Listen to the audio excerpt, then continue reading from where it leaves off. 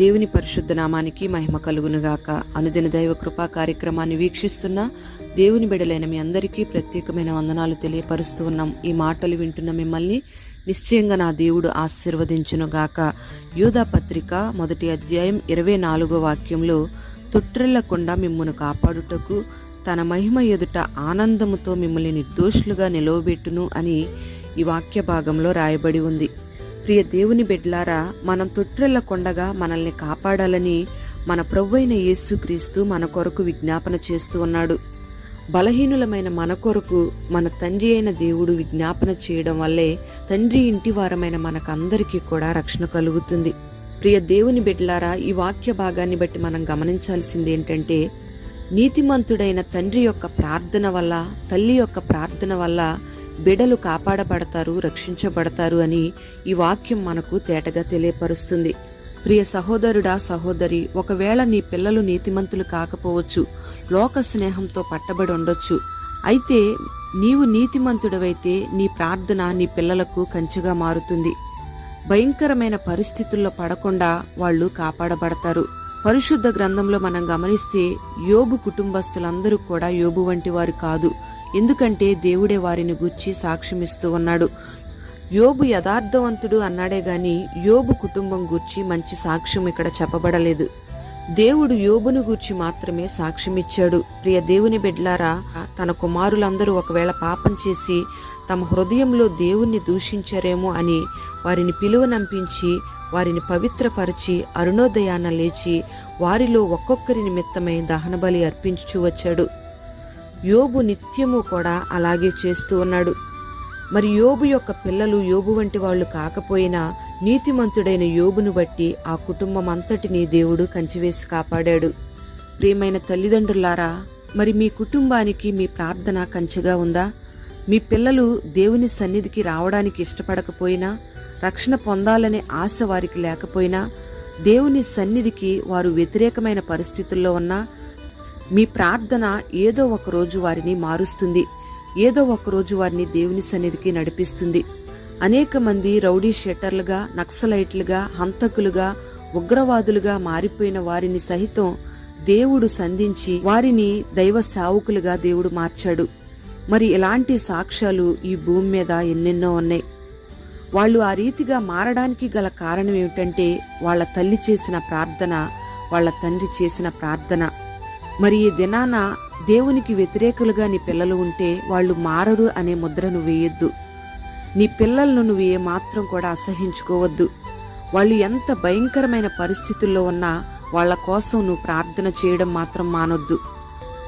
ఎంత భయంకరమైన మూర్ఖత్వపు భర్తలైనా, ఎంత భయంకరమైన అత్తలైనా, మామలైనా, కోడళ్ళైనా వాళ్లను మార్చగలిగిన శక్తి దేవునికి మాత్రమే ఉంది.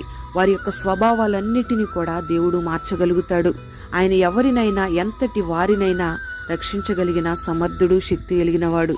మరి ఈ దినాన నీ కుటుంబంలో ఎవరైనా భయంకరమైన మూర్ఖత్వపు స్వభావంలో, అవిధేయమైన కార్యాలతో, దేవునికి విరోధమైన క్రియలతో జీవిస్తూ ఉంటే వారి కొరకు నువ్వు చేతులెత్తి మానక విజ్ఞాపన చెయ్యి. నిశ్చయముగా ఒక తల్లిగా, ఒక తండ్రిగా నువ్వు చేస్తున్న ప్రార్థన నీ బిడ్డలను కాపాడుతుంది. నీ కుటుంబంలో ఉన్న ప్రతి వ్యక్తిని మార్పులోకి నడిపిస్తుంది. దేవుని పక్షంగా నువ్వు యథార్థవంతునిగా, యథార్థవంతురాలుగా నిలబడినట్లయితే నీ ప్రార్థన దేవుడు అంగీకరించి నీ చుట్టూ, నీ బిడ్డల చుట్టూ, నీ కుటుంబస్తులందరి చుట్టూ దేవుడు కంచె వేస్తాడు.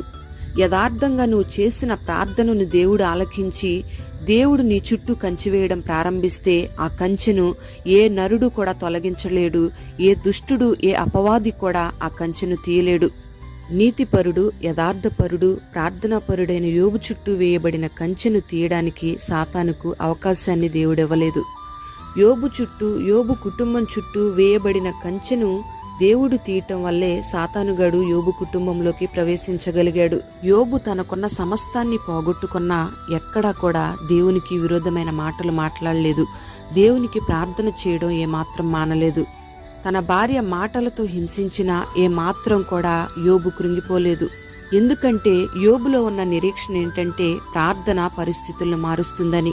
తను సమస్తాన్ని పోగొట్టుకున్న దానికంటే రెండంతలుగా దేవుడు చేయగలిగిన శక్తివంతుడని ప్రభువు మీద యోబు విశ్వాసముంచాడు గనుక యోబు ధైర్యంగా నిరీక్షణతో ప్రార్థన చేయగలిగాడు.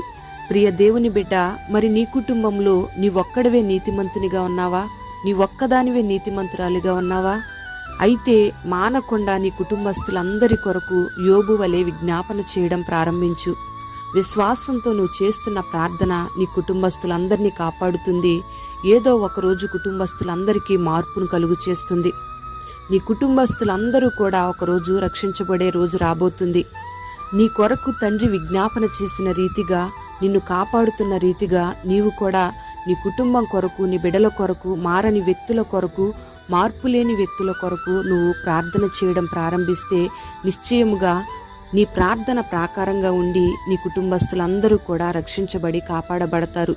మరి అట్టి ప్రార్థన జీవితాన్ని దేవుడు నీకు దయచేయునుగాక. నీ ప్రార్థన నీ కుటుంబస్తులందరికీ, నీ పిడలందరికీ ప్రాకారంగా మార్చబడునుగాక. ప్రార్థన. పరిశుద్ధుడైన తండ్రి, దయగలిగిన దేవానికి స్తోత్రం చెల్లిస్తూ ఉన్నాం. ఈ మాటలు విన్నని బిడ్డలందరినీ మీరు ఆశీర్వదించండి. మా కొరకు మీరు విజ్ఞాపన చేస్తున్నారని, అందుకే మేమందరము తొట్టిల్లకుండా కాపాడబడుతున్నామని మీరు తెలియపరిచారు. నీతిమంతుడవైన నిన్ను బట్టి మేమందరము కాపాడబడుతున్నామని లేఖనాల ద్వారా మీరు మాకు బయలుపరుస్తూ ఉన్నారు. ఆ రీతిగా ఈ మాటలు వినని బిడ్డలందరూ కూడా ఒక తల్లిగా, ఒక తండ్రిగా బిడ్డల క్షేమం కొరకు, కుటుంబస్తుల క్షేమం కొరకు, వారి రక్షణ కొరకు, వారి మార్పు కొరకు ప్రార్థించే ప్రార్థన పరులుగా మీరు మార్చండి. నీ బిడ్డలు చేస్తున్న విజ్ఞాపనను బట్టి, ప్రార్థనను బట్టి బిడ్డల కుటుంబం అంతా కూడా రక్షించబడినట్లుగా, వాళ్ళు చేస్తున్న ప్రార్థన బిడ్డలకు ప్రాకారంగా మార్చబడినట్లుగా మీరు కార్యం జరిగించండి. అట్టి విశ్వాస సహితమైన ప్రార్థన అనుభవాన్ని నీ బిడ్డలకు దయచేసి, యోబులో ఉన్న యథార్థతను, యోబులో ఉన్న పరిశుద్ధతను, యోబులో ఉన్న ప్రార్థనాత్మను నీ బిడ్డలకు మీరు దయచేయమని, పేరు పేరున నీ బిడ్డలను ఆశీర్వదించి మహిమ మీరు పొందుకొనమని యేసు పేరట వేడుచు ఉన్నాము తండ్రి. ఆమేన్.